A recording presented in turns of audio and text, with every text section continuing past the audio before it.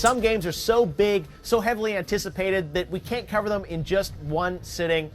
And now we're going to get to a game we saw yesterday. We got some new stuff now on Call of Duty Black Ops 2. Mark Lamia from Treyarch is back for day 2, Lamia. And I'm excited about this because you're going to show us Strike Force, which is a new mode in Black Ops 2. We're going to have a live playthrough here of it on Xbox 360. Let's get to that, but let's set it up. What is Strike Force? So Strike Force levels, this is the introduction of non-linearity to the campaign. You're going to get these strike options for these Strike Force levels when you're taking on your campaign. You'll have a choice of these levels. These are the proxy wars that are occurring in the year 2025. You and your Black Ops team, you'll have a choice of which one of these levels you want to go on. In this case, we've chosen Singapore. We're going into Singapore with this Black Ops level. Now, the thing about Strike Force levels is they are entirely new game design. Right now, what you've seen him just do, the player just do here, is he's gone into Overwatch mode. He's looking at it from a strategic vantage point, and he's setting up his markers here. He wants his squad to go here. He can see in red there, you can see the enemy, and you can see what's going on. He needs to secure these 3 positions. So he's getting a lay of the land, he's going to set it up, and then at will, he can move into and play any one of these. This is your choice, right? So it's like how you can play this level the way you want to play. It's a sandbox level. You can take over the objectives in whatever way you want, in any order that you want. And you can play, you can lose. And you can level, lose. Right? And you can lose. So so obviously in a Call of Duty game, you need to win, right?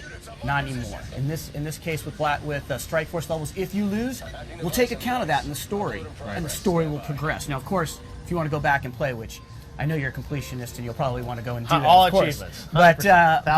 But the story will progress forward, and it'll take note of how you performed in these levels, and the story will progress. So one of the things about these levels is you can play any one of the people on your Black Ops squad, and you can take over any of the machinery and the equipment on the battlefield that you go in with. So in this case, what will happen is you'll start to bring in reinforcements. He's obviously trying to take this position here, and his team is battling. He's going into Overwatch mode here. He's about to get some new units that are dropped in that he can take over and play with. Wow. Now these Strike Force missions, are they optional? Do you have to play them? How does it work? Yeah, so you will have to play them. However, you will have a choice about which one of these you want to play, and like I said, they will progress based on whether you succeed or fail. Some of them you may not experience, depending upon how you perform.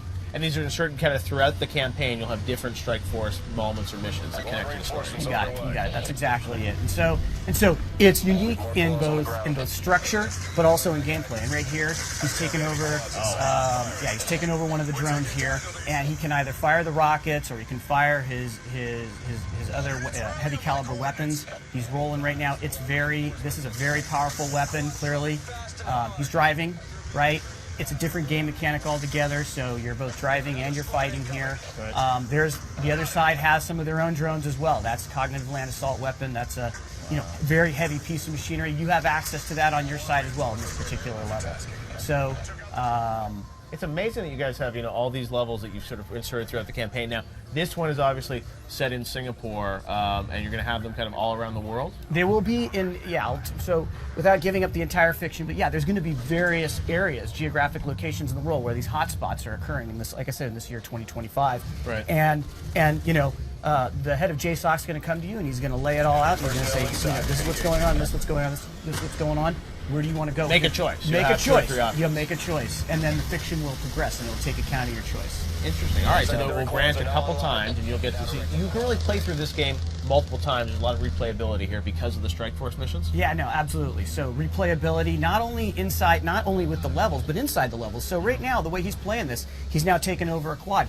He's choosing to play this level in a particular way. So he's flying through this level with the quad, which is just a lot of fun. You can see that he's... So this quad gameplay, is that gameplay that we'll see in the single-player campaign as well, or are you reserving that for Strike Force? So there is quad gameplay in the campaign. What we've showed you is actually it being used as squad backup. Right. Okay. So it's different mechanic altogether. There's a quad right there. Right now you're flying it and you're fighting it. In the campaign in Los Angeles that we showed you guys yesterday, that's squad backup for you. So it's a different gameplay mechanic. So we're able to use the new technology of warfare in the year 2025 in completely different ways depending upon the context here. All right, Marco, I think we're going to have to leave it there. That is Strike Force, though. You got so much coming for Call of Duty Black Ops 2 Strike Force. We saw a campaign yesterday. multiplayer this summer as well, right? Absolutely, and don't forget zombies, Jeff. That's right, the zombies are coming.